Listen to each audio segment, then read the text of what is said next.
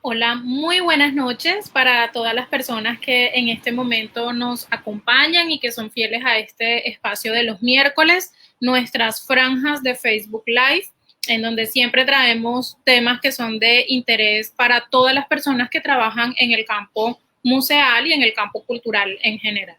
El día de hoy tenemos un tema que nos concierne justamente a todas las personas que trabajamos en este medio. Es un tema del que desafortunadamente poco se habla, pero que es necesario e indispensable si queremos hablar de eficiencia y de garantías de seguridad en nuestros puestos de trabajo en términos de salud física y de salud mental y emocional. Nuestro tema del conversatorio del día de hoy es la protección de la salud de los trabajadores en los museos, aproximación a riesgos ocupacionales, y para ello pues nos acompañan dos invitados que son completamente calificados con toda la experiencia y experticia que tienen en este tema. Nos van a estar acompañando, nos van a hablar de su experiencia en el medio y por supuesto ayudarnos a comprender un poco más este tema y a tener ciertas pautas que permitan garantizar justamente nuestra salud en nuestros puestos de trabajo y pues por supuesto tener mejores resultados laborales. Hoy nos acompaña Javier Cristancho. Él es profesional en gestión de la seguridad y salud en el trabajo. Ha trabajado como funcionario de la Cruz Roja Colombiana, seccional Cundinamarca y Bogotá, y actualmente es el coordinador de emergencias de la Universidad del Bosque, y también es asesor con AXA Colpatria para la Universidad Militar Nueva Granada. Actualmente es quien está a cargo de toda la parte de la gestión de la seguridad y salud en el trabajo en el equipo de museos de la Universidad Militar. Por otro lado, nos acompaña Franklin Torrealba. Franklin es profesional en gestión de la salud y seguridad laboral, es magíster en salud ocupacional e higiene del medio ambiente laboral con énfasis en ergonomía y ha sido docente e investigador en instituciones de educación superior y también ha sido asesor consultor en salud ocupacional, seguridad industrial, higiene ocupacional, ergonomía, epidemiología ocupacional, etc. Entonces, sin más preámbulo, doy la bienvenida a Javier y a Franklin, sin antes, por supuesto, darle las gracias por acompañarnos, por aceptar esta invitación y compartir con nosotros toda su experticia en este tema tan interesante y tan necesario para cuidar la salud tanto física como mental y emocional de los trabajadores del campo cultural en general, no solo de los museos. Bienvenido Franklin, bienvenido Javier y bienvenidos a todas las personas que en este momento nos acompañan. Ya saben, voy a estar súper atenta tomando apuntes de sus inquietudes y preguntas en nuestro chat. Bienvenidos Javier y Franklin. Muchas gracias, muy amable. Gracias, Kelly. Gustoso de estar aquí compartiendo en este espacio experiencia y conocimiento en materia de seguridad y salud en el trabajo.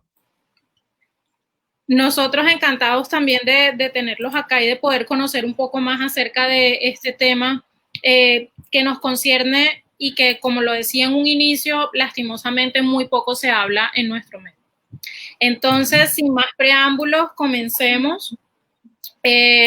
Siento que así como yo, muchas de las personas que están conectadas pues quieren conocer más a fondo de qué estamos hablando con todo este tema de la salud ocupacional y de la protección de nuestra salud en nuestros puestos de trabajo. Entonces comencemos con nuestra primera pregunta. Nuestra primera inquietud es, para comenzar, ¿qué es la seguridad y salud en el trabajo? No sé si Javier le gustaría comenzar dándonos como un panorama general de qué es la seguridad y salud en el trabajo y, por supuesto, cómo se maneja este tema en los países latinoamericanos, en Colombia más específicamente. Bien, muy bien. Y esa salud de trabajo es una disciplina como tal que lo que hace es propender por la prevención, ¿cierto? De los riesgos pues, que tiene de la prevención de los accidentes y los incidentes y de las enfermedades que puedan tener los trabajadores, teniendo en cuenta la labor que están desempeñando. Entonces, en ese orden de ideas, pues de acuerdo a las condiciones de trabajo, también la seguridad en el trabajo también va a propender por generar procedimientos, protocolos y demás, pues que eviten y prevengan esas enfermedades laborales que puedan tener los trabajadores. A nivel latinoamericano, pues se han unido e integrado varios países a nivel latinoamericanos y pues han propendido también porque se genere una buena gestión de la seguridad y salud en el trabajo dentro de países. A nivel europeo, pues vemos que la seguridad y salud en el trabajo pues está, no sé si Franklin me corrige, años luz de pronto de lo que se hace con respecto a la seguridad y salud en el trabajo en Colombia y en los países latinoamericanos, pero digamos que Colombia está muy bien en ese sentido, tiene una buena normatividad, si bien hay algunas falencias con respecto a eso, pues digamos que propendes básicamente eso, o sea, que se haga una prevención de las lesiones, de las enfermedades que pueden ser causadas por el origen laboral, y pues obviamente pues que se haga una promoción y una prevención de todos estos eventos pues para que obviamente se mitiguen y a futuro pues no vayan a generar tampoco discapacidades o de pronto algún tipo de inconvenientes a nivel laboral con los trabajadores. Franklin. Sí, bueno, para complementar lo que comentó Javier, en primer lugar, en el panorama mundial, estoy totalmente de acuerdo.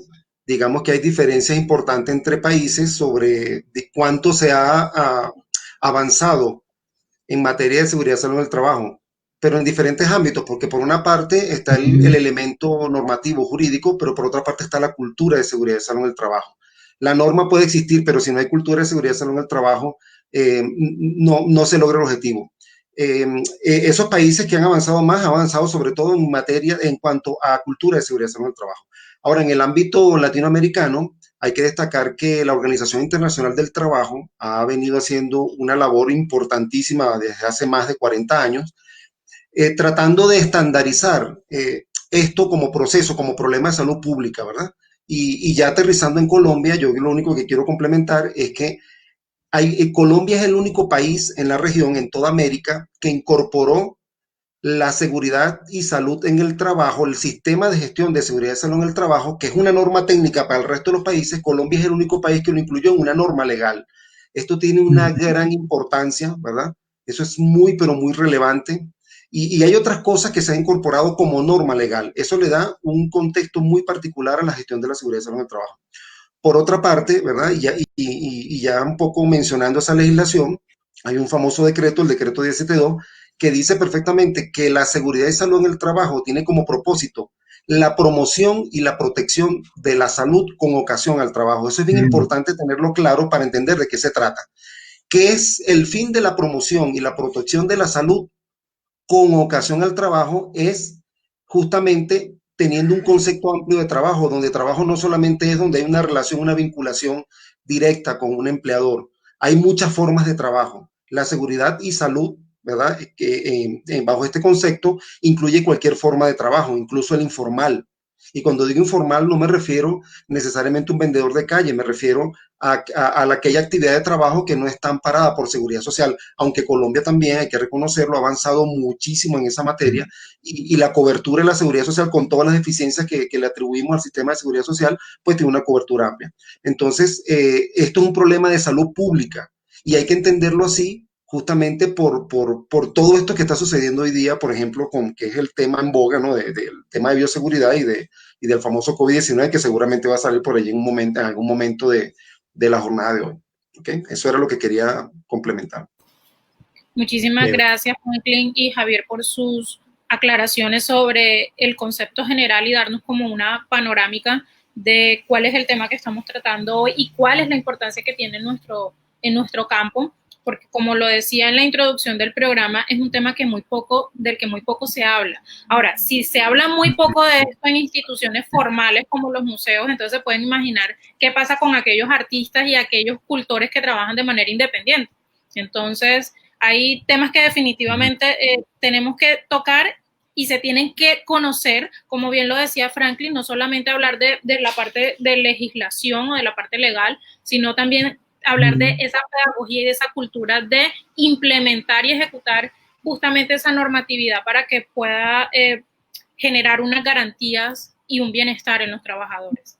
En ese sentido, entonces, me gustaría preguntarles a ambos, ¿qué diferencias se pueden encontrar en el campo cultural frente a otros campos laborales en términos de normatividad, de ejecución real, respecto a la protección de la salud de los trabajadores en los museos y otras instituciones culturales? ¿Cuál sería la diferencia entre esa normatividad en el campo cultural frente a otros ámbitos laborales en Colombia? No sé si de repente Franklin quiere comenzar a... Sí, cuando te escucho decir eso, inmediatamente pienso en algunas actividades culturales y artísticas en las que he tenido la oportunidad de hacer evaluaciones de tipo ergonómico. Por ejemplo, los músicos, ¿no? Fíjate que es impresionante cómo un músico, ¿verdad? En virtud de su profesión, de su actividad de trabajo, porque es un trabajo, se expone a condiciones de tipo biomecánico, ya un poco para hablar ya de riesgos, ¿no? Riesgos biomecánicos, ¿qué significa eso? Posturas, movimientos. Un violinista, por ejemplo, ¿no? Que comienza a muy poca edad y para poder ejecutar su instrumento, incluso para llegar a ser virtuoso, tiene que adoptar posturas, ¿verdad? Y hacer movimientos que tarde o temprano le van a provocar una lesión. Entonces, bueno, recordar aquí, ¿verdad? Que el fin de la seguridad en el trabajo es evitar el accidente, la enfermedad y algo que está ahí en medio, que no está muy claro en la norma, en la ley, en la legislación, que es la extralimitación. Yo me extralimito cuando estoy en una postura prolongada, muy exigente durante mucho tiempo. Y hay que ver cómo esto se da, y no, me imagino entonces, por ejemplo, otros campos, bueno, me imagino, no tengo la seguridad, por ejemplo, para pintar, para esculpir, ¿verdad?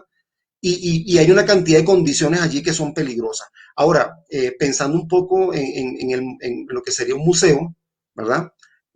Habría que ver, por ejemplo, el tema de los riesgos biológicos, porque, por ejemplo, una pintura que tenga 500 años, ¿verdad? O papeles, papiros, o sea, ciertos materiales que sabemos que pueden ser un campo de cultivo de hongos, virus, bacterias y sus esporas. Eso puede provocar, ¿verdad? Y de hecho así sucede, diferentes tipos de problemas de salud, problemas, por ejemplo, afecciones de la piel, afecciones respiratorias, digestivas, y sin ser alarmista, ¿verdad? Se sabe, por ejemplo, que las micotoxinas de algunos hongos pueden provocar otros trastornos o problemas de salud serios. Entonces, no hay ninguna actividad de trabajo que esté exenta de riesgo. Toda actividad de trabajo tiene riesgo y cada uno unos riesgos particulares. Ahora, lo que sí es cierto es que no es verdad que en cualquier organización o que en todas las organizaciones hay un buen conocimiento de esto. El desconocimiento no solamente es del empleador, también es del trabajador. Yo te puedo decir que en mi experiencia he visto empresas que tienen, organizaciones, para no hablar de una empresa, que tiene una sólida cultura de seguridad y salud en el trabajo y son las más eficientes, pero eso no es porque existe una ley, ni es porque se invierta o no se invierta dinero, es un proceso de larga data y de conciencia. Hay un eslogan que me gusta mucho de una empresa petrolera, que es la que yo considero que tiene mi experiencia en la mejor cultura de seguridad en el trabajo. No voy a decir el nombre porque creo que no se puede mencionar ese tipo de cosas aquí, pero es una transnacional, una de las más grandes. Y yo he escuchado ahí al presidente de esa transnacional, desde el presidente hasta la persona que tenga o cualquier persona, decir que la seguridad y salud en el trabajo es un compromiso compartido. Cuando una población o una comunidad o un grupo social, ¿verdad?, de trabajo llega a decir eso, es que ahí hay una cultura de seguridad en el trabajo y es la única vía para hacer realmente prevención. Eso. Muchísimas gracias, Franklin, por tu intervención. Y sí, definitivamente estoy de acuerdo con eso. De hecho, yo puedo dar fe en el campo de las artes plásticas, por malas posturas y demás, permanecer muchísimo tiempo de pie y sentada en bancos inapropiados, pintando a mano alzada. En mi caso, que mi profesión de base son las artes plásticas, pues terminé con túnel carpiano afectado, pero eso es solo una de las afectaciones que de repente se pueden tener en términos físicos, por desconocer justamente la cultura.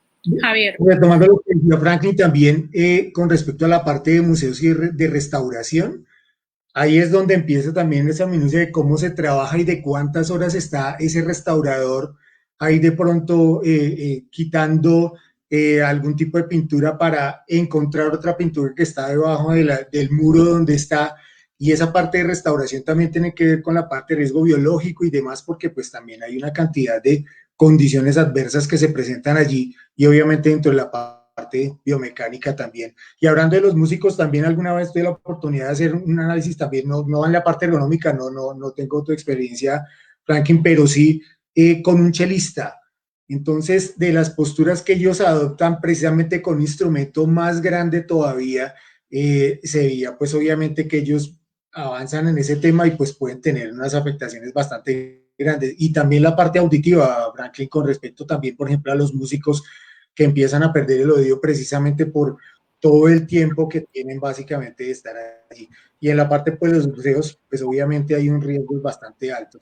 Y pues nada, a nivel de normatividad, creo que he estado por ahí buscando algunos temas, pero pues es muy general y muy amplio y de pronto pues se basan prácticamente todos en la resolución 1072 para que se hagan todas las mediciones y todos los análisis de riesgo que pueden tener para que se puedan llegar a buen término y pues obviamente que no tengamos enfermedades a nivel laboral más adelante que pues básicamente las personas que trabajan en este ámbito pues puedan tener. Así es. Bueno, y en esa misma línea de lo que estamos hablando, ¿cuáles serían entonces, Javier y Franklin, las medidas mínimas de protección de la salud física y emocional de los trabajadores en los museos? Porque si bien es cierto, muchas empresas, muchas instituciones en nuestro caso, se preocupan por garantizar unas buenas medidas de seguridad en salud física, ¿dónde queda entonces la parte de salud mental y de salud emocional de los trabajadores de instituciones culturales? No sé si de repente Javier quiere comenzar a responder. Vale.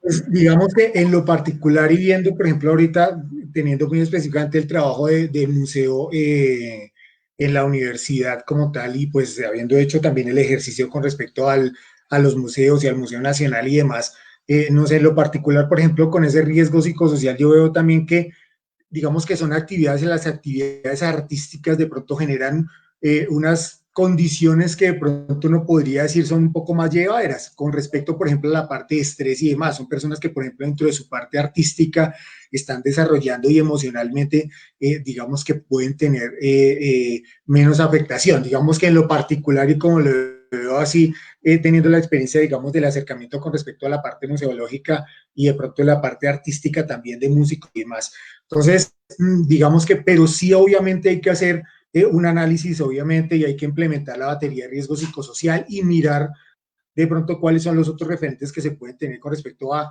esos riesgos que pueden tener a nivel de riesgo psicosocial, porque vemos que de pronto los artistas también por la misma sensibilidad que expresan y que manejan escribiendo, pintando e interpretando algún instrumento musical o que de pronto dentro del mismo museo estén inmersos dentro de esos espacios tan de pronto para uno chéveres, de pronto dentro de la parte emotiva también sería muy importante analizarlos y llevar porque no solamente la parte de riesgo psicosocial tiene que ver con la parte laboral, sino que también se amplía a la parte familiar también y otros aspectos también de la vida, ¿cierto? Que pueden ser un referente bastante importante. Entonces, pues en ese orden de ideas pienso yo que esa parte cultural y de pronto es un referente que tenemos muchos, digamos que está muy bien proyectada.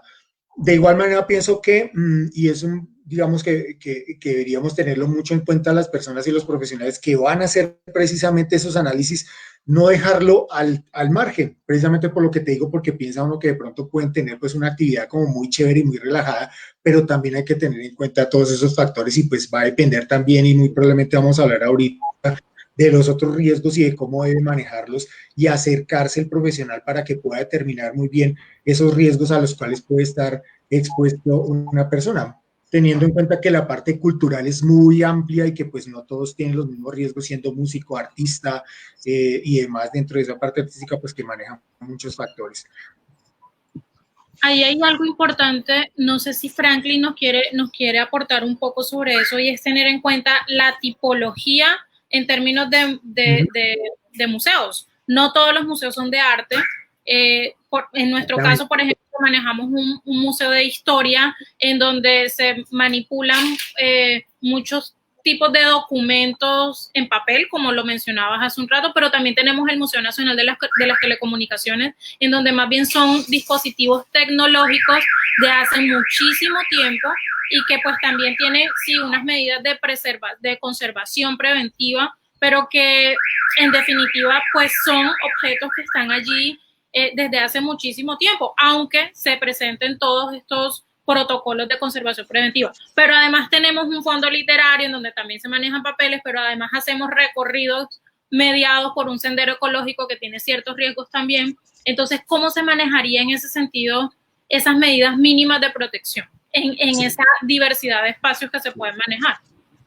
Interesante pregunta, ¿verdad? Fíjate, te estoy escuchando plantearla, inmediatamente pensé en lo siguiente.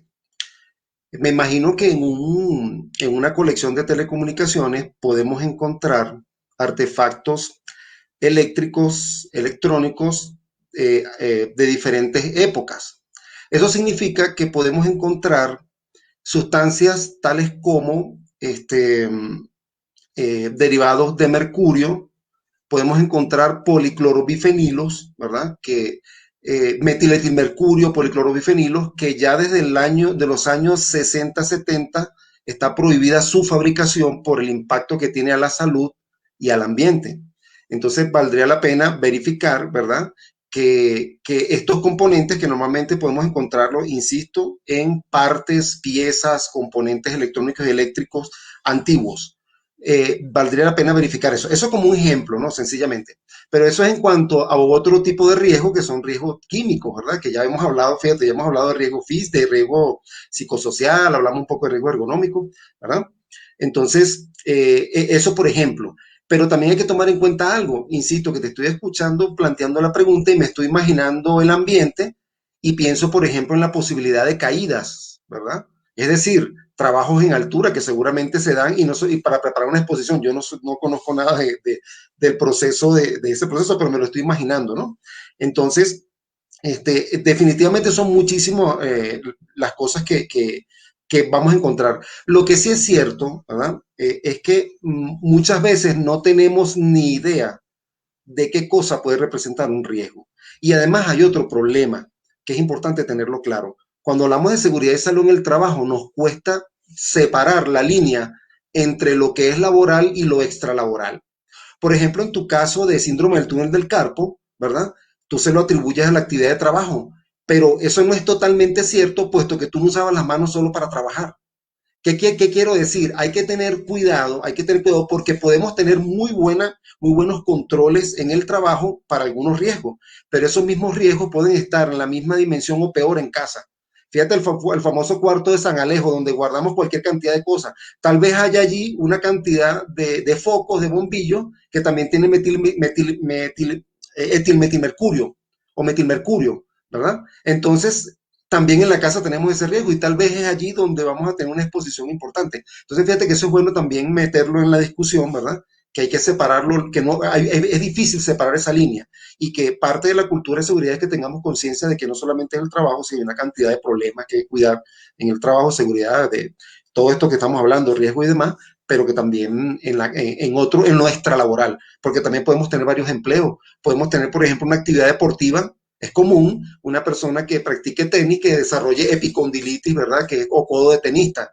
Pero si esa persona trabaja en una línea de producción donde al final hace trabajo de empacado, también allí esa actividad le afecta al codo. Pero hasta qué punto la causa está en nuestra laboral y lo laboral. Eso, como de manera general, son muchas las cosas, por eso se requiere de la investigación, de la evaluación de riesgo. ¿Okay?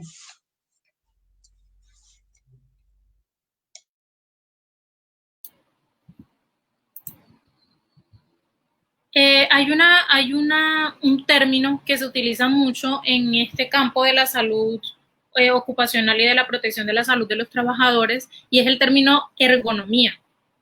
Ese es un término poco conocido por el común de las personas y me gustaría saber qué es y cuál es la importancia de tener excelentes condiciones ergonómicas en el sitio laboral o, como lo decía Franklin hace un momento, en la vida cotidiana.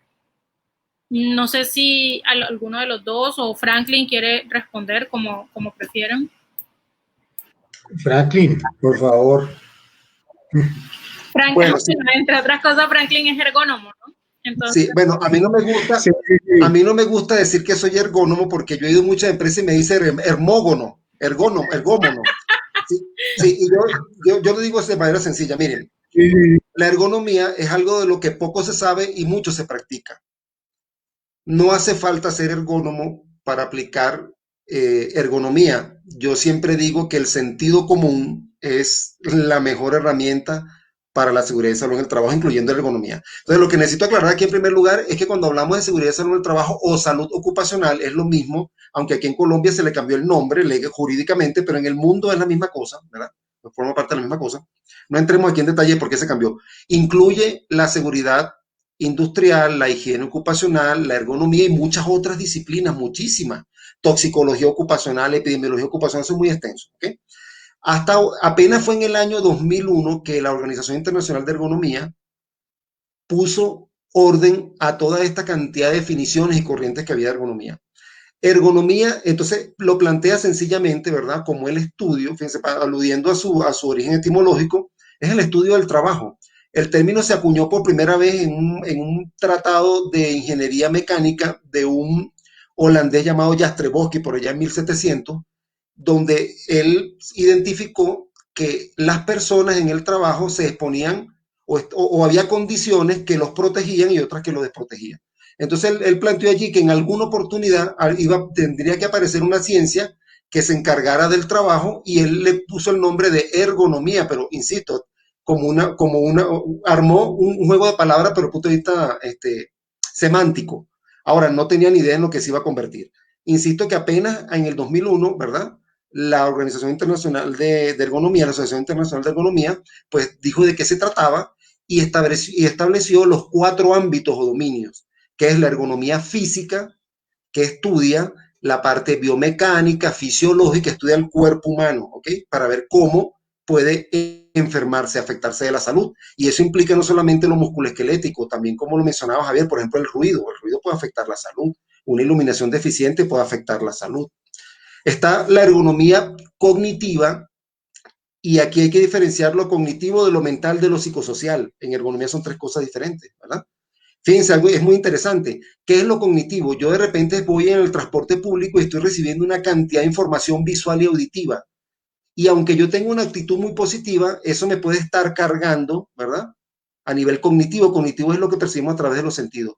Y está la parte mental, que es el resultado de cómo eso puede afectarme. Y aquí tiene que ver también lo psicosocial, incluso la personalidad, las características individuales, personas que son más resistentes a la monotonía que otras, como un ejemplo. Y está la parte de ergonomía organizacional, que estudia ya cómo el fenómeno organizacional, cuando digo organización, no es una empresa, una organización es desde el hogar hasta una gran transnacional, una gran empresa, ¿ok? Eso pasando por una iglesia, por una escuela, cualquier organización, cualquier forma de organización. 2 o más personas que realizan una actividad con significación económica, eso es una organización. Ahora, hay una parte de la ergonomía que se encarga de esto justamente para evitar los grandes problemas que estamos tratando de resolver. Ahora, cuando uno dice que es ergónomo, uno realmente termina siendo un bicho raro, ¿verdad? Una espécimen extraña, pero realmente lo que hacemos es estudiar la forma de cómo el trabajo puede afectar la salud en muchas maneras. Y el trabajo tiene hay que entenderlo de la manera más amplia posible. Trabajo es, por ejemplo, el trabajo doméstico, que aquí en Colombia ya se habló por allí de que va a tener se habla por ahí de estándares mínimos para el trabajo doméstico. Eso, desde el punto de vista jurídico, eso es un avance, pero espectacular en la región. Me refiero, por ejemplo, en América. Es interesantísimo. Goza de protección especial, porque el trabajo doméstico, oye, hay que ver lo que eso implica. Usted se imagina a nuestras abuelas y bisabuelas demandándonos a nosotros en tribunales laborales por todos los años que le han dedicado a la actividad con tanto valor económico que es el hogar y que a raíz de eso han adquirido cualquier cantidad de patologías, muchas de ellas no las conocen o se la han aguantado durante muchos años. Entonces es interesante verlo desde ese punto de vista, trabajo en sentido amplio, y la ergonomía se encarga de estudiar entonces cómo se puede provocar enfermedad. Y eso es muy amplio, ¿ok? Muy amplio. Eso pues de manera general.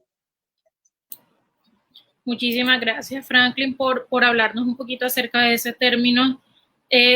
No te preocupes con lo del bicho raro. Nosotros cuando me preguntan, ¿tú qué estudiaste? Museología. ¿Museo qué?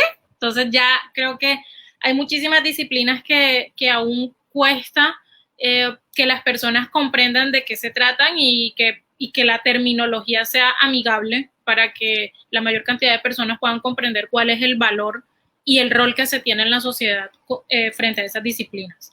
Javier, me gustaría preguntarte qué criterios se tienen en cuenta para el desarrollo e implementación de planes y programas de prevención de riesgos laborales y gestión de la seguridad y salud en el trabajo de una institución museal. Bueno, ahí ya nos metemos básicamente en el sistema de gestión como tal de seguridad en el trabajo para pues, cualquier organización también. Entonces es parte de un buen análisis, ¿cierto? Como lo decía Franklin hace un momento, de un buen análisis de las tareas que se vayan a generar dentro del museo. Entonces ya vemos que tú lo habías comentado hace un momento, en el sentido de que todos los museos, digamos que no tienen como las mismas características, no tienen, digamos que la misma trabajo y carga laboral y demás. Entonces hay que mirar de pronto también cuáles son esos ámbitos y cuáles son esas características a nivel laboral para poder determinar esos riesgos y de ahí implementar una matriz de riesgos que nos permita también saber de acuerdo a cada una de las actividades que se realizan dentro del museo, bien sea, por ejemplo, la guianza o bien sea las personas que hace un momento lo comentábamos, que hacen el mantenimiento de esas obras y el aseo y demás, y de acuerdo a esos riesgos que se tienen, entonces empiezan a plantear también los mecanismos, pues obviamente para prevenir y para controlar, y que de ahí para allá se implementan también metas, pues obviamente para prevenir de pronto con sistemas de vigilancia epidemiológicos que van a permitir prevenir todas la sintomatología que pueda tener esas personas de acuerdo al riesgo al que están expuestos. Entonces, básicamente sería eso, en el sentido de que debe hacerse un buen análisis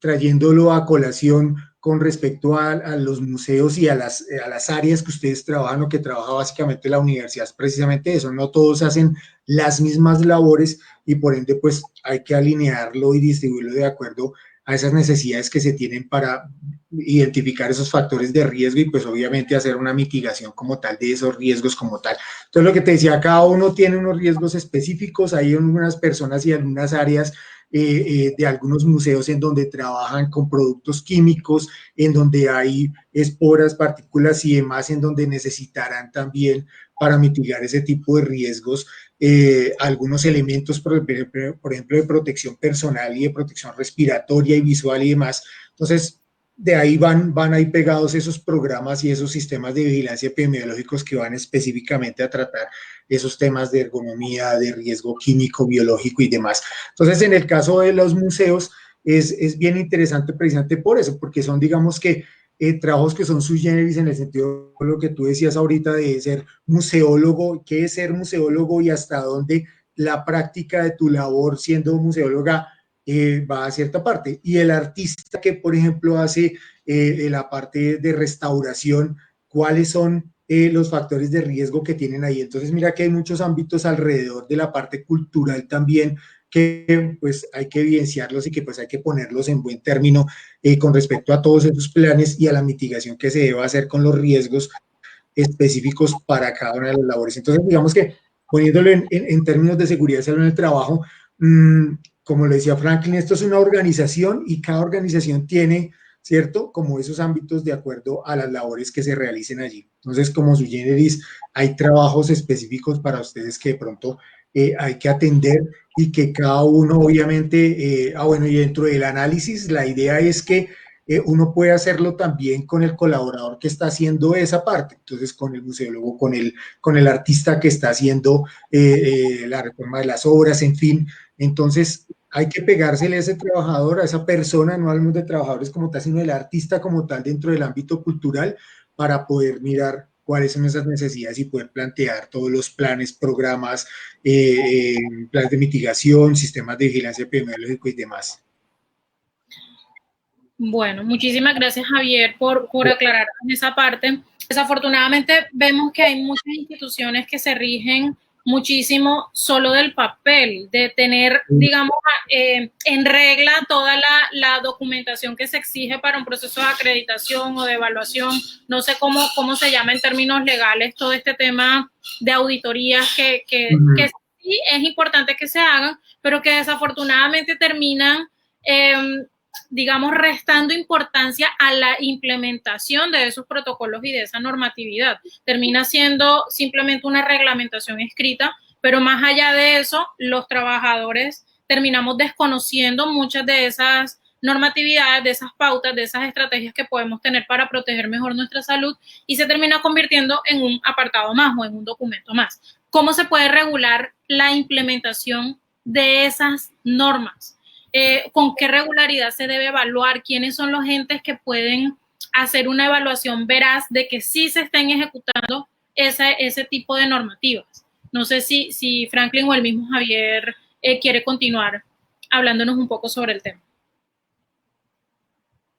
Bueno, yo le voy a dar un alcance y ahorita, Franklin, si me permites, lo complementas. Sé que tienes algo más para comentar.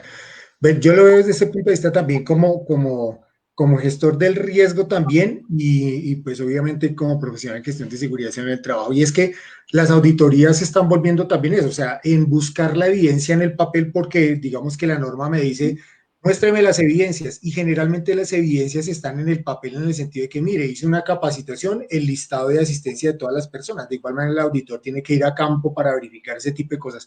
Pero pienso yo que más allá de la norma y de la auditoría como tal, se debe tener también esa conciencia y hay que generar esa conciencia de tener el trabajador para que esté atento a la norma, comentarle la norma, cuáles son las disposiciones de pronto a nivel legal y demás, y no solamente que se vaya a la auditoría, porque generalmente la atiende la persona que está al frente del sistema de gestión de seguridad en el trabajo, pero sí es importante también que el trabajador conozca la norma, cuáles son sus derechos, sus deberes, ¿cierto? Sus obligaciones a nivel legal también, para que pueda de igual manera compartir esa responsabilidad con el contratante también, con la persona que está a cargo. Y en el caso, por ejemplo, de la parte artística y de la parte de museos, ¿cierto? Y de toda la parte cultural, pues digamos que se ha dejado a un lado y generalmente pasa eso. Entonces se van a hacer las auditorías y queda ahí, digamos que en el papel, pero no se va mucho más allá y pues un componente muy importante del sistema de gestión son los trabajadores quienes deben conocer, digamos que esa normatividad, pero también que deben ser garantes de que funcione y de que todos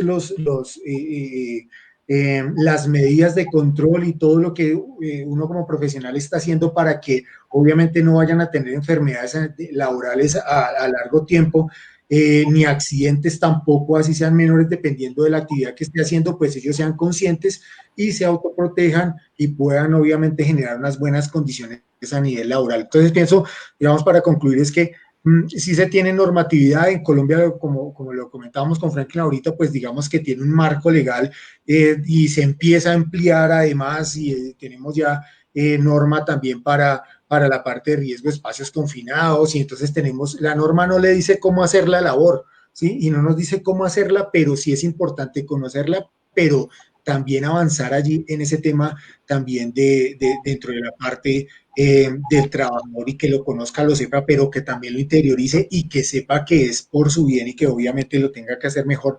Eso genera también una mejor cultura a nivel laboral y de trabajo y de las organizaciones.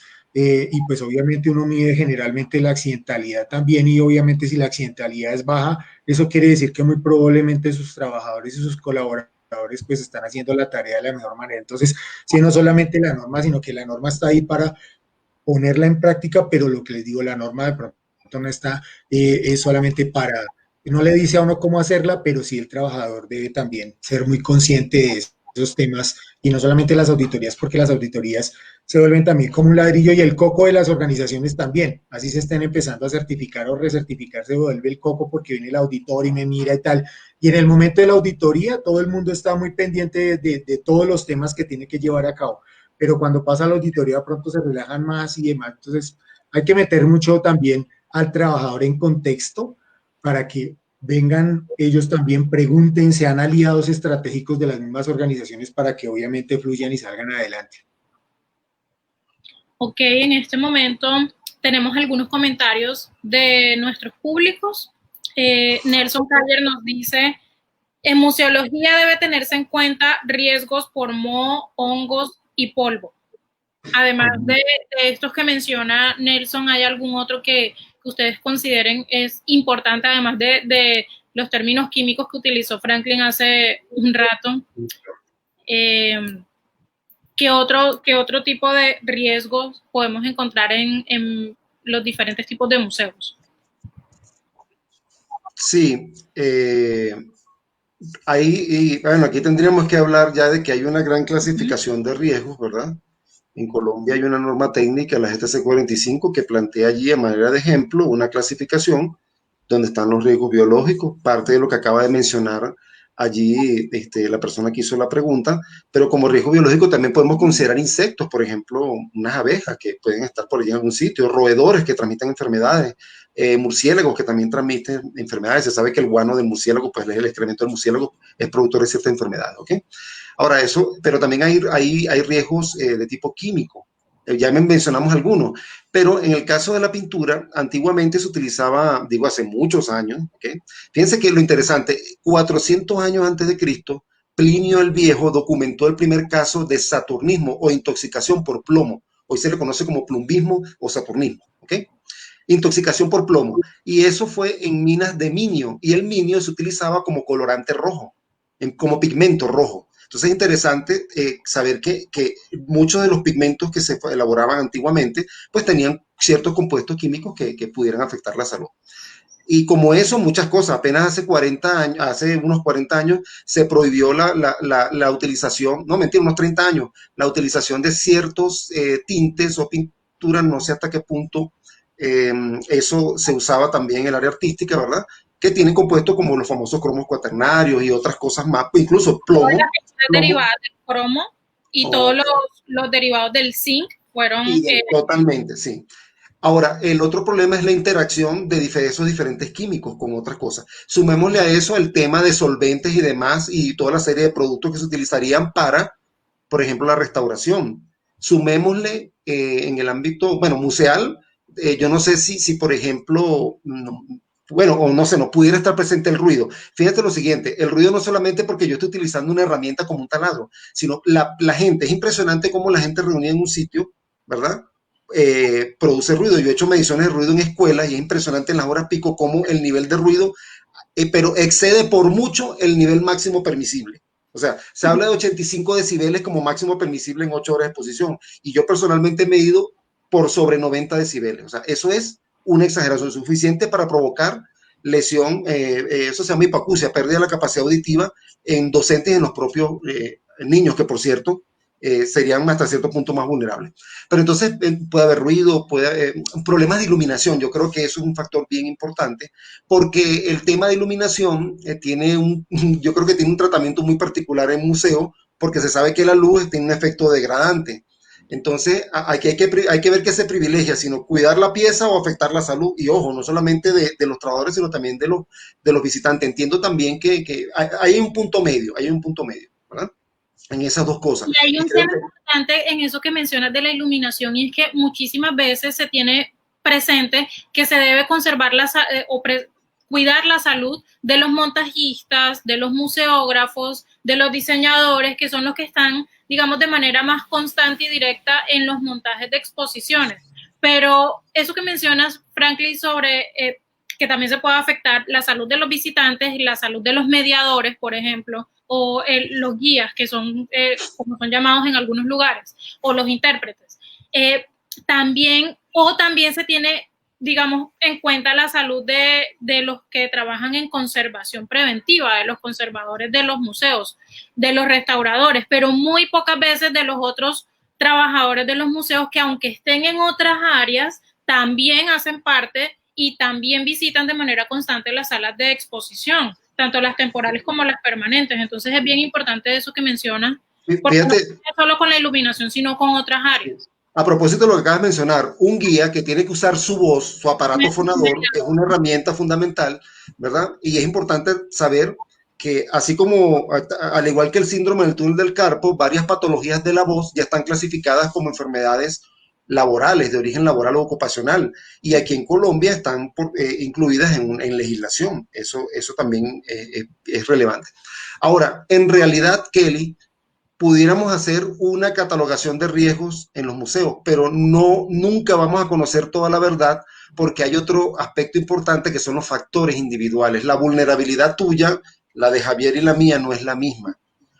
Algún agente particular puede que sea inocuo para mí, pero afecta a otra persona. Por ejemplo, hay personas que padecen hiperacusia, es decir, tienen muy agudo su sentido de la audición. Entonces, un nivel de ruido confortable para algunos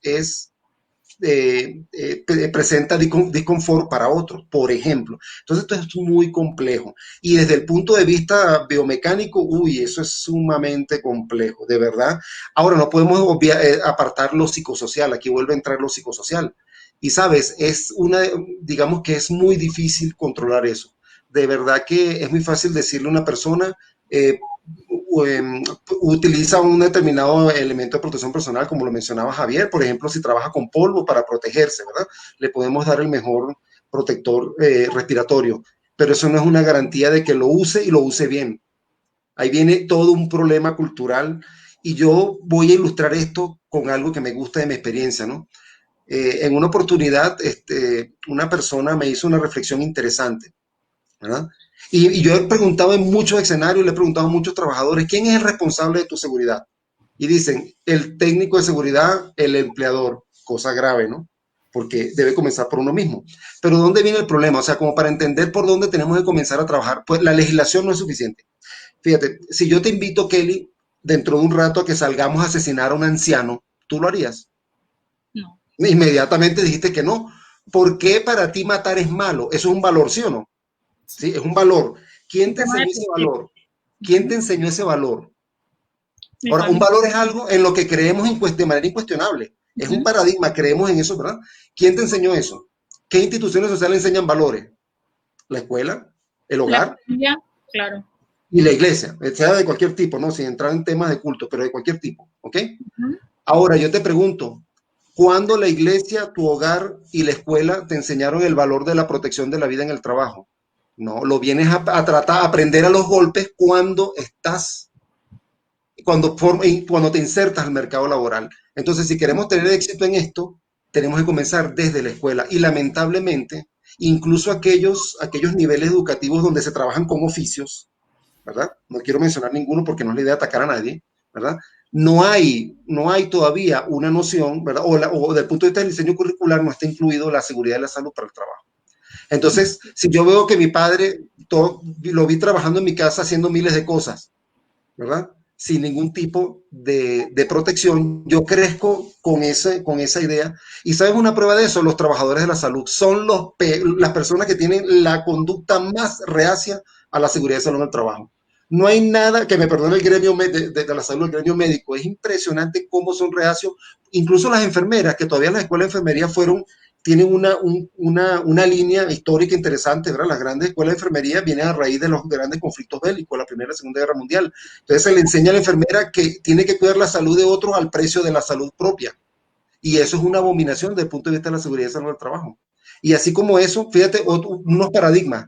El trabajo como castigo, el trabajo como en la canción del Negrito del Bateino, que dice que el trabajo lo hizo Dios como castigo. No estoy haciendo ninguna connotación religiosa, teológica, no, simplemente el ejemplo. O sea, hay una cantidad de cosas culturales que tenemos insertas que nos cuesta mucho y por allí tiene que comenzar el trabajo.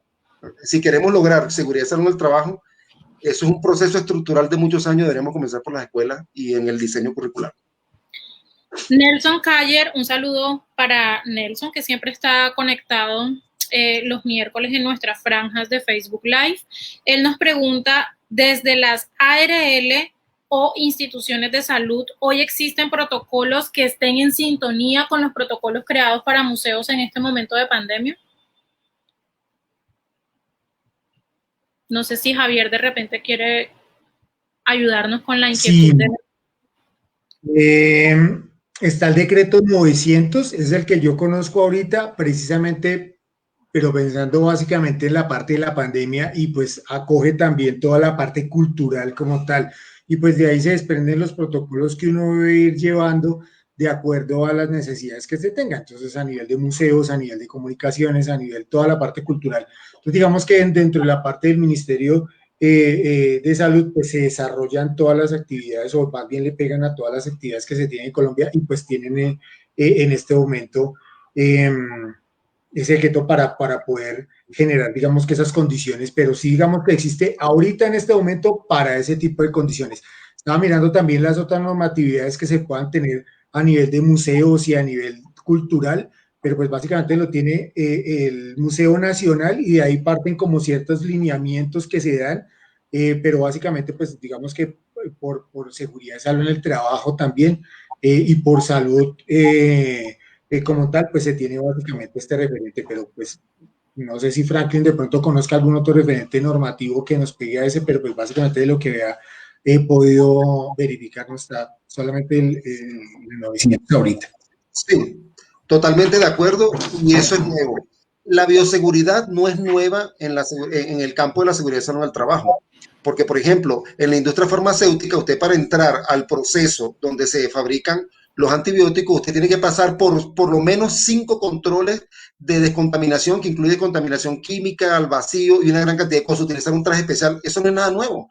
En el sector de producción agrícola y pecuaria, en las granjas de porcinos, de avícolas, las avícolas, tienen una gran cantidad de controles de bioseguridad hace mucho tiempo.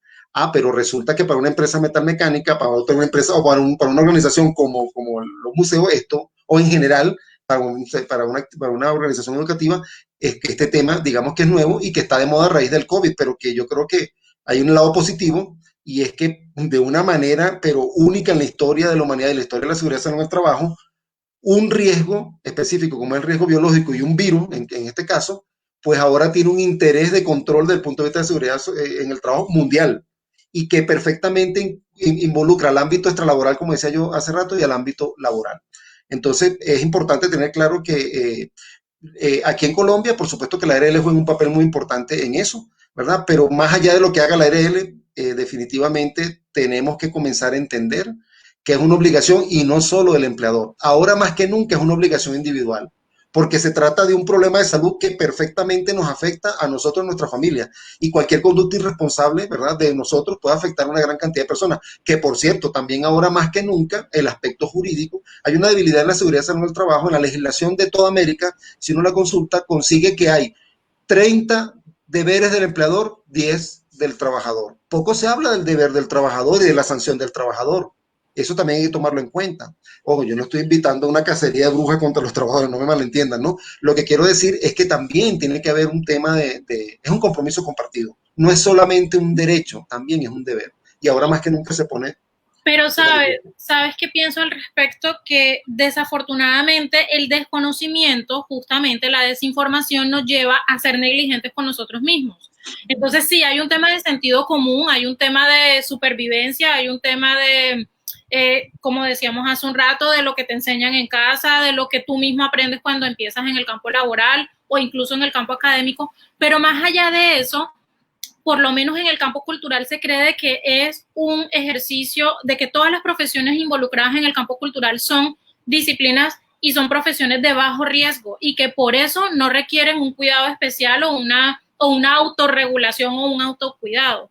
Pero también está el tema de que justamente por esa desinformación uno termina cayendo en errores básicos. O sea, de repente uno no alcanza a dimensionar los riesgos que tiene en su trabajo. Lo que tú mencionabas de la iluminación, muy pocas personas saben que de repente algún tipo de lámpara con algún tipo de iluminación equivocada, pues te puede traer problemas, no sé, de piel, de vista, etcétera. Que una mala postura te puede generar un problema de túnel del carpo o otro tipo de inconvenientes físicos. O que el exceso de estrés en el trabajo, el exceso laboral, uno por el afán de cumplir, el afán del día a día, entonces te puede ocasionar otro tipo de problemas emocionales. O sea, yo creo que es como una cadena en donde la desinformación te va llevando a cometer errores que no necesariamente son porque no quiera protegerme, ¿ves? Sino que justamente ese desconocimiento me lleva a una cadena de errores que tienen una consecuencia.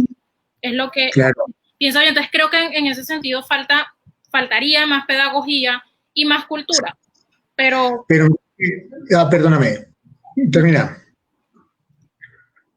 ¿Sí? Pienso yo que de igual manera, ahí llevando la línea que tú estás diciendo, si es un tema digamos que cultural a nivel de todo, ¿sí? Porque generalmente la seguridad es algo en el trabajo y lo que tú dices, entonces dice, bueno, hay ciertos trabajos, ciertas labores que de pronto no tienen muchos riesgos, pero precisamente porque no se llega a ese análisis, y mire lo que hemos hecho en este momento durante todo este tiempo que hemos estado charlando, y cómo se da uno cuenta que si hay unos riesgos importantes a los cuales están expuestas todas las personas que trabajan en museos, en teatros, en toda esta parte cultural también, los mismos artistas, músicos, actores y demás, tienen unos factores de riesgo que son altos, pero miren, por ejemplo, lo que pasa con los actores en este país, en el sentido de que pelean, pues, para que sus derechos también sean, o sea, cuando hacen un análisis de riesgos de unos actores, por ejemplo, puede que uno hace un análisis de vulnerabilidad de un teatro y demás, y la aglomeración, pero ¿qué pasa con el actor, por ejemplo?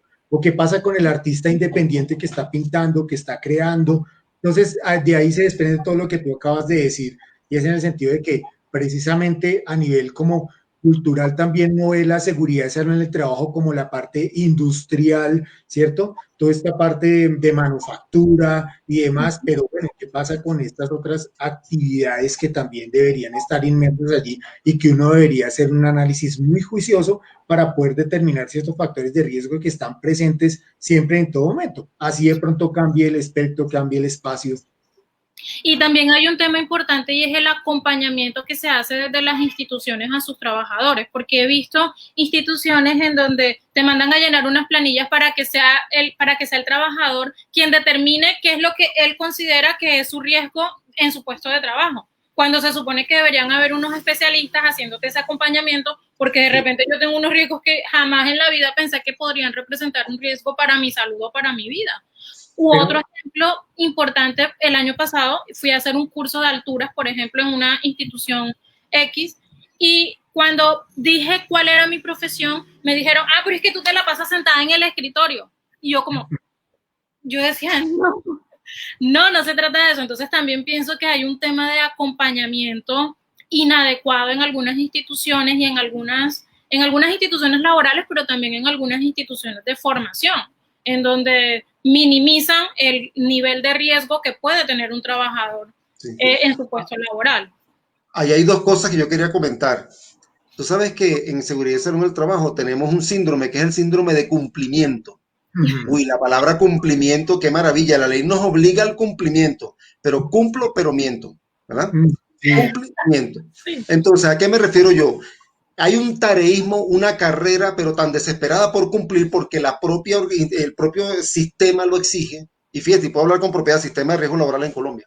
Lo exige, que al final se diluye el trabajo. Esto es una, digamos, en defensa también de las personas que hacen las operaciones en seguridad y salud en el trabajo, es que está el tareísmo que se va el tiempo en eso y no alcanza en el cumplimiento, y lamentablemente no podemos abarcar eso que tú estás planteando. Y lo otro que quería comentar es que no existe tal cosa como una actividad libre de riesgos. Y fíjate, voy a retomar cómo define la seguridad en el trabajo el decreto de ST2. Promoción y protección de la salud con ocasión al trabajo. ¿Qué significa? Es un término jurídico en el derecho laboral. Con ocasión al trabajo es todo lo que se da en virtud del trabajo.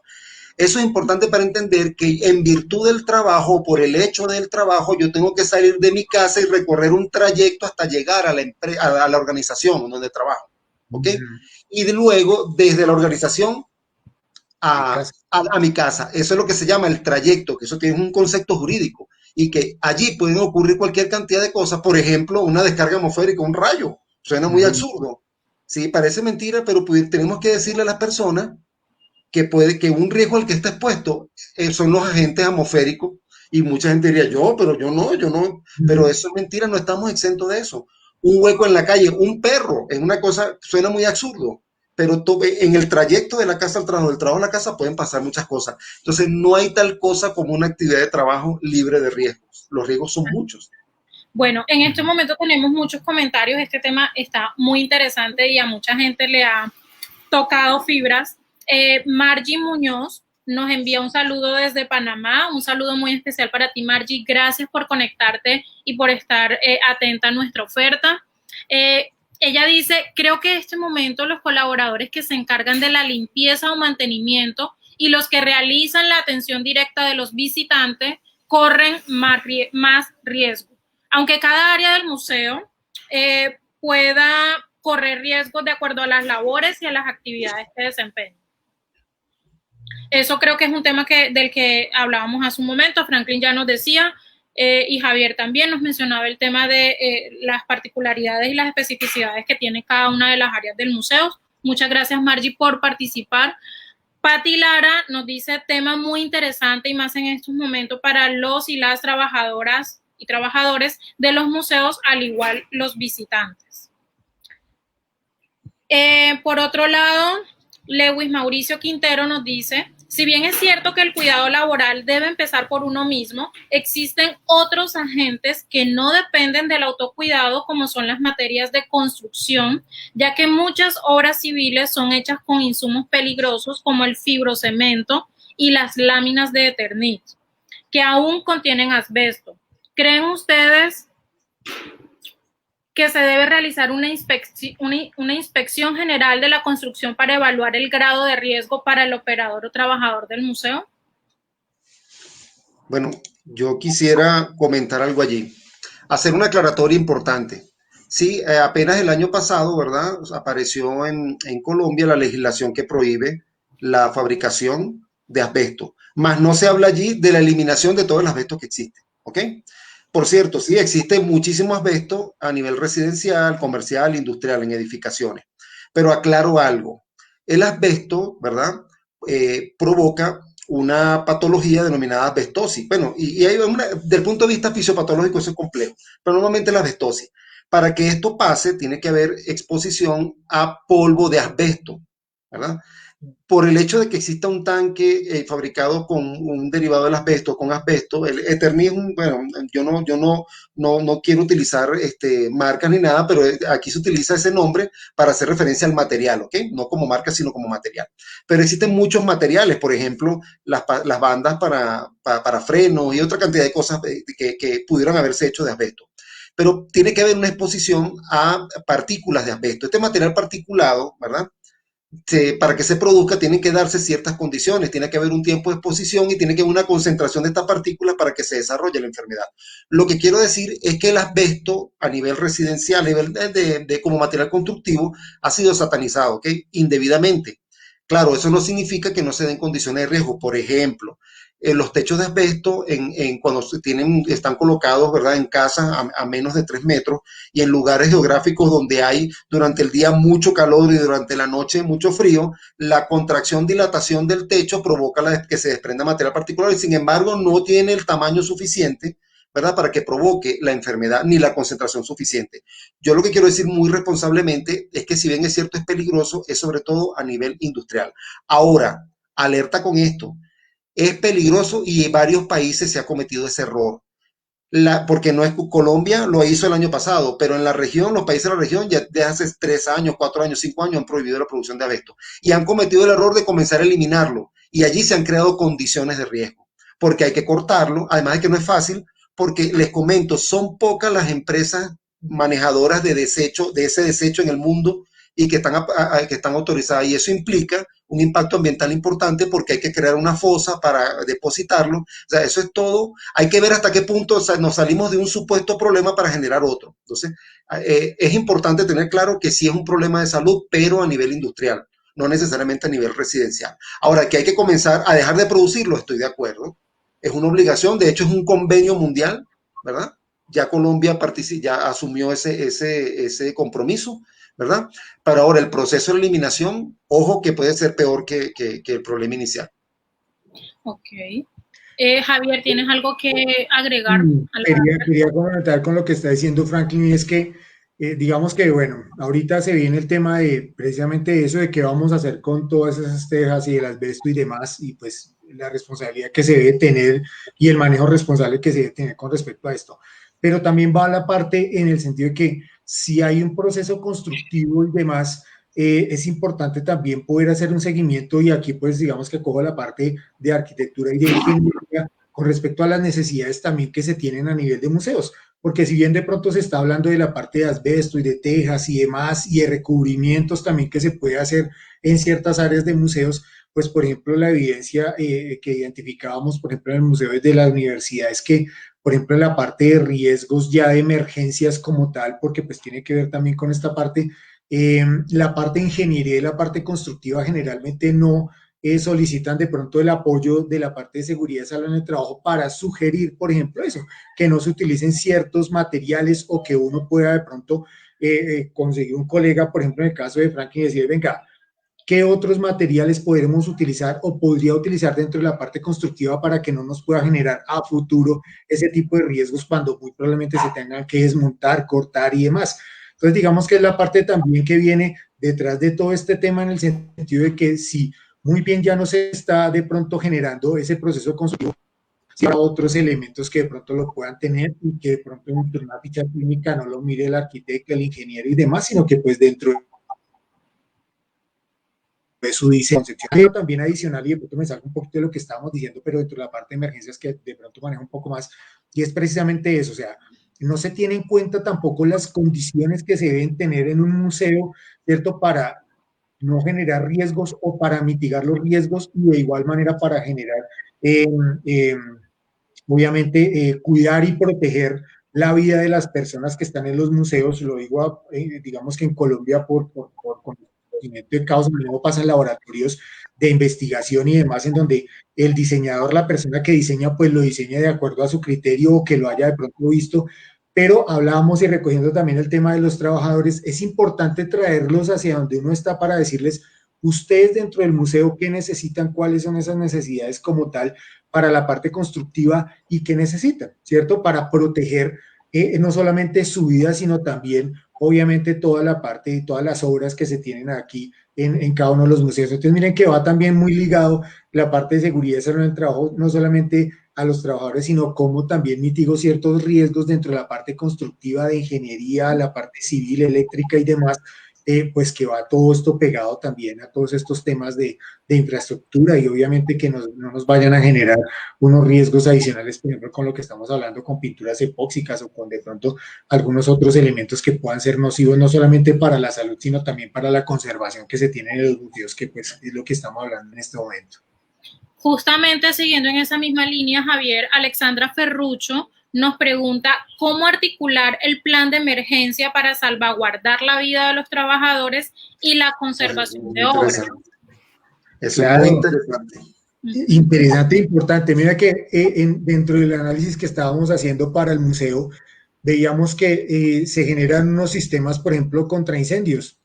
Y hay unos sistemas contra incendios o unos extintores, digamos que yendo en la parte, por ejemplo, de fuego y demás, y que de pronto, en el caso de que se lleguen a activar, muy probablemente van a salvaguardar la vida de las personas, pero pueden generar algunos riesgos para las obras que se tienen en estos sitios.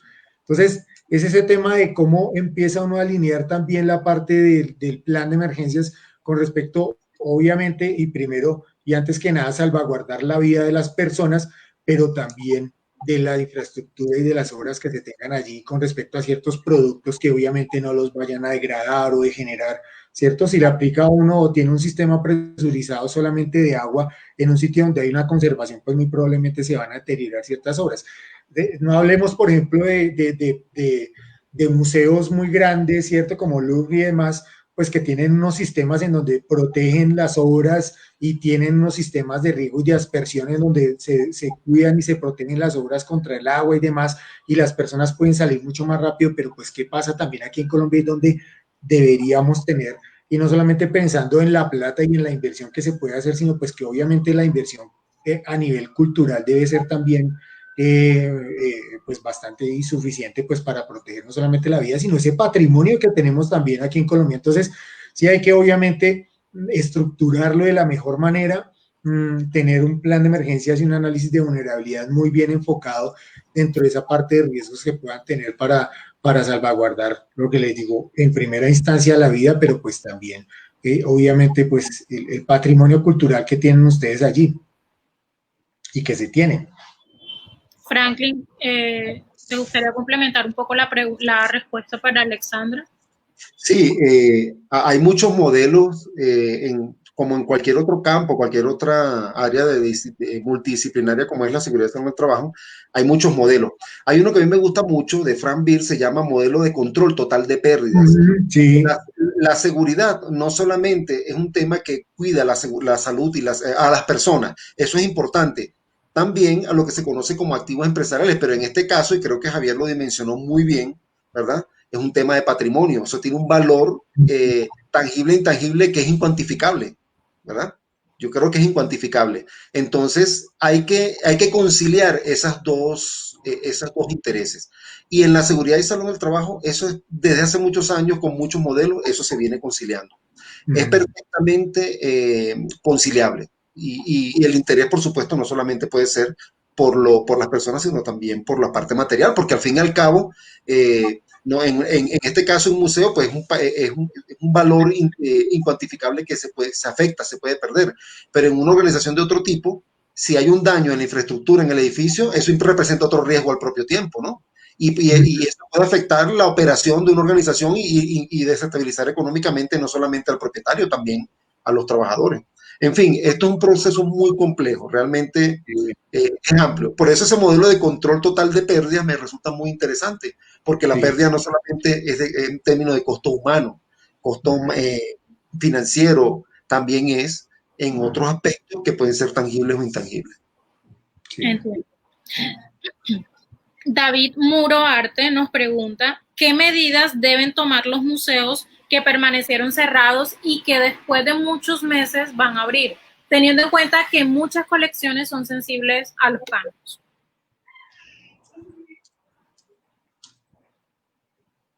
Yo comentaría ahí lo que aplica para cualquier organización. Vuelvo al tema al término de organización en sentido amplio, que en medio de esta contingencia que estamos viviendo, inicia actividades. Primero que nada, y estoy seguro que Javier está de acuerdo con eso, todo el tema de protocolo de bioseguridad, que eso es lo fundamental. Pero más allá de eso, ¿verdad? Me parece interesante esa expresión final de que las colecciones tienen algún cambio, algo así. Eso fue lo que como decía al final. Repito la pregunta. ¿Qué son medidas? Sensibles a los cambios. Eso.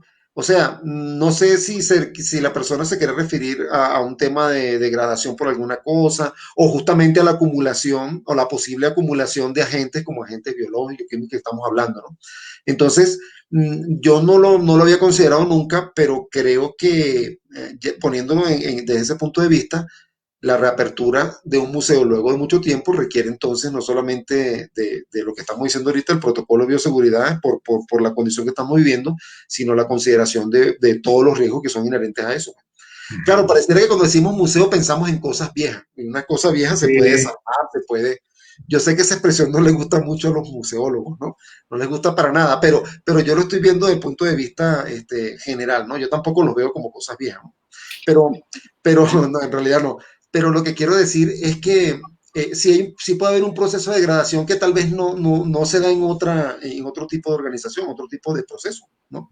Entonces, es interesante, yo creo que sí hay que evaluar, bueno, como siempre, luego de un periodo de inactividad, los riesgos tienen que evaluarse, porque hay una premisa muy importante, los riesgos no son estáticos, son cambiantes. Realmente, muchos de los errores que cometemos con frecuencia en seguridad en el trabajo es por olvidar que las condiciones de peligro la evaluamos ahorita y luego pretendemos evaluarlo un año después y no es verdad, eso es un proceso muy dinámico. Y creo que esta persona con esa pregunta pues nos llama la atención sobre eso, ¿no? Que sí, en ese medio de eso pues se requiere, yo diría que una evaluación exhaustiva, en función por supuesto de los riesgos que son característicos del proceso y que creo que hace falta mucho para poder llegar a un punto en que los tengamos perfilados. La Organización Internacional del Trabajo tiene una enciclopedia, se llama Enciclopedia de Seguridad en el Trabajo, y ahí ya tienen perfilados los riesgos y la epidemiología de ciertos procesos, pero que yo recuerde no hay nada del sector artístico. Hay que si sector papelero, que si la industria metalmecánica, que si la industria de minería, pero nada que yo recuerde, no hay eso tiene como 200 tantos capítulos, y hay capítulos dedicados a cada sector productivo, creo que no recuerdo. Valdría la pena verificar eso porque tal vez allí haya información importante. Claro que sí. Bueno, desafortunadamente el tiempo en transmisiones al aire es muy corto y siempre cuando son temas interesantes pareciera que el tiempo volara, se va muchísimo, muchísimo más rápido. Para ir cerrando, me gustaría hacerles una pregunta que creo que nos compete a todos en tiempos de crisis de salud mundial, y es ¿cuál es el mayor reto que deben afrontar los trabajadores de los museos y las instituciones culturales en general, teniendo en cuenta justamente la crisis mundial a causa de la COVID-19?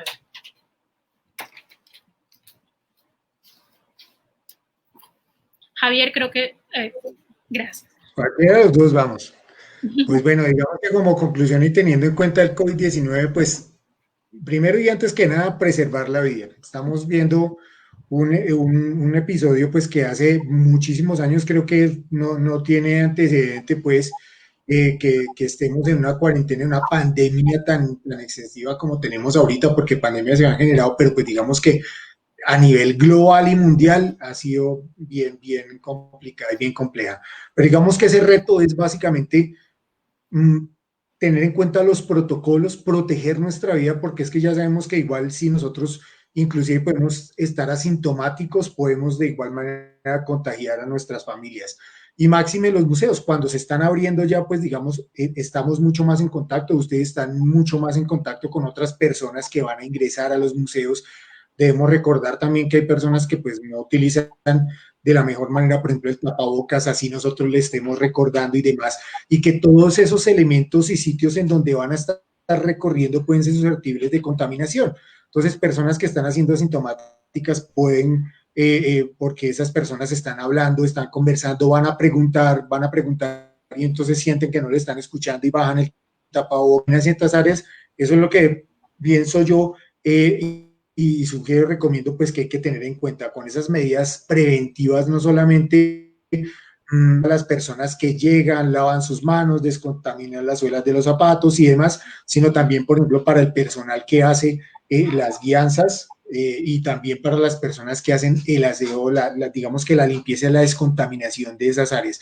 Entonces, importante, pues básicamente en estos tiempos de pandemia, creo que no solamente para las áreas de museo, sino para en lo particular, en lo personal, pues es protegernos, cuidarnos mientras llega algún tipo de solución, y después obviamente seguimos mirando y pues también mirando las condiciones laborales, pero muy importante también esa parte individual, es que ya se sale del contexto solamente y netamente laboral el hecho de que tenemos un riesgo biológico que no vemos. Nosotros no vemos el virus pegado en un vidrio, pegado en una ventana, en un picaporte, y entonces es muy importante que pues es mejor pecar por exceso que por defecto, para que podamos mantener pues obviamente nuestra salud. Y que pienso que dentro de la misma labor, pues la parte de museos sigue con sus tareas, sus labores, obviamente, pero pues obviamente hay que tener en cuenta esa parte de riesgos biológicos y de la salud como tal, para poder seguir trabajando, seguir produciendo, seguir viviendo, seguir disfrutando de nuestra vida, obviamente, de esa parte tan enriquecedora que tienen ustedes dentro de los museos, porque de verdad que es un trabajo pues muy chévere y muy agradable de lo que he podido percibir. Sí. Bueno, yo creo que Javier lo expuso tal cual como es, pues en este ámbito yo sencillamente quiero agregar lo siguiente. Fíjense, hace unos 20 años tuve una experiencia de trabajo con la Organización Panamericana de la Salud y me enteré hace 20 años que ya la Organización Mundial de la Salud, desde hace 30 años atrás, de ese momento, estamos hablando de 50 años, ya venía en una campaña alertando sobre el hecho de que para la primera década, ¿verdad?, del tercer milenio, ¿no?, del siglo XXI, se iban a presentar, la primera y la segunda década, serios problemas de salud, ¿verdad?, con carácter, cuya comportamiento epidemiológico iba a ser de pandemia. Incluso se esperaba que la tuberculosis, pues, creciera de manera importante. ¿A qué se debe eso? Bueno, se debe a un tema muy crítico mundial que se conoce por ahí como PM10, partículas menores de 10 micras. Resulta que a nivel global hay una seria contaminación, ¿verdad?, en unos países más que otros, de esto. Toda la actividad bélica en el mundo, fíjense, hace poco, apenas en el 92, tuvimos el conflicto armado, la guerra del Golfo Pérsico, con esa cantidad de pozos petroleros, se vienen ensayando armas químicas, entonces realmente el planeta está bastante afectado desde el punto de vista de la contaminación ambiental. Eso significa que la población mundial tiene su salud respiratoria comprometida. No es casualidad que este virus asociado a problemas respiratorios cause la morbilidad que causa, ¿ok? La mortalidad que causa. Lo que quiero decir es que tal vez hace 100 años, ¿verdad? 100 años atrás, este virus no hubiese tenido el mismo efecto sobre la humanidad, puesto que nuestra salud respiratoria ya está comprometida. Lo que quiero decir es que puede ser el coronavirus, puede ser otro. Siento que esta es una oportunidad que tenemos que aprovechar como una toma de conciencia, no solamente en el tema ambiental, que eso ya viene en serias campañas de hace mucho tiempo, sino que entendamos que desde el punto de vista del trabajo, ¿verdad? De la seguridad en el trabajo, que hay que hacer prevención. Y finalmente, quiero destacar lo que decía Kofi Annan cuando era secretario del Consejo de Seguridad de Naciones Unidas, en un discurso que me pareció espectacular. Él hablaba de seguridad mundial y decía que los beneficios de invertir en seguridad no se ven en el momento, sino mucho tiempo después, y son intangibles. Y vean esta reflexión tan interesante. Si yo invierto, ¿verdad?, 10 millones de cualquier moneda para evitar que una enfermedad no se produzca o para evitar un accidente, estoy invirtiendo una cantidad de dinero para nunca tener un resultado. ¿No? Cosa extraña, ¿no? Si a una persona le dice que va a invertir 10 millones de una moneda para luego que se multipliquen en 100 en una cuenta en un banco, esa es nuestra mentalidad típica, nuestra manera de verla, que invertimos para generar algo tangible. Pero no, aquí tenemos que invertir para que algo nunca pase. Eso es una de las razones por las cuales cuesta tanto entender, y no me refiero a nada más a dinero, me refiero a invertir una cantidad de cosas. Entonces, los beneficios no se dan en el momento, se dan a largo plazo. De verdad que para poder resolver este problema que es mundial, no es solamente... Hay un indicador social interesantísimo, se llama años de vida útil perdido por accidente o enfermedad. ¿Qué significa? Que si yo tengo una esperanza de vida de 70 años y muero a los 20 en un accidente de trabajo, son 50 años de vida productiva que se pierden. Eso es un dato muy duro y hay que ver las estadísticas de accidente y enfermedad por el trabajo, todavía siguen siendo elevadísimas a nivel mundial. Entonces, esto es un problema no resuelto y definitivamente no, la solución, en mi opinión particular y mi experiencia, no viene por la ley, no viene por imposición, es un proceso cultural.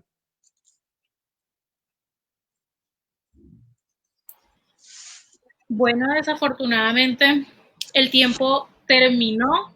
Estoy muy agradecida con Javier y Franklin por haber aceptado nuestra invitación, por haber compartido con nosotros todos estos temas que son tan importantes para todo el sector cultural, no solamente para el sector museo, y pues por supuesto poder poner a disposición de todos nosotros esa experticia que ustedes tienen, todos esos años de experiencia y formación que tienen en el campo y que definitivamente es indispensable que nosotros conozcamos como empleadores y como empleados, ¿no? Entonces, muchísimas gracias, Javier, muchísimas gracias, Franklin.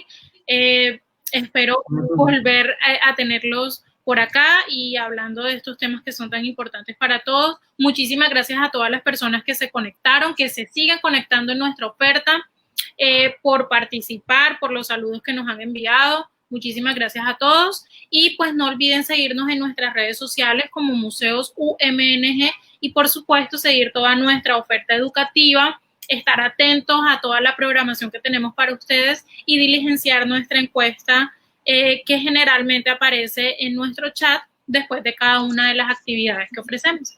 Buenas noches para todos. Javier y Franklin, no sé si tienen algo adicional que decirnos antes de irnos. Bueno, yo quisiera, para despedirme, agradecerte, Kelly, y a la institución por la invitación, gustoso de participar y colaborar. Gracias, Javier, por compartir este espacio conmigo, ¿verdad? Y con Kelly. Y gracias a las personas que se conectan, ¿verdad? Que se han conectado. Este es un tema de vital importancia para todos. Definitivamente, el eslogan de que la seguridad en el trabajo es un compromiso compartido, tenemos que internalizarlo. Ese es el éxito que podemos tener en esta área tan importante. Muchas gracias y hasta luego. Sí, muchas gracias también a todos, Franklin, muy amable, muchísimas gracias, Kelly, muchas gracias también por la invitación y pues nada, estamos ahí pendientes de la universidad y lo que dice Franklin, este es un tema bastante importante y pues la idea es que sigamos hablando de estos temas y pues ahí estamos pendientes. Muchísimas gracias. Gracias, Franklin. Un abrazo. Muchas gracias. Gracias a Diana por el soporte técnico, como siempre, impecable. Gracias y buena noche para todos. Un abrazo. Buenas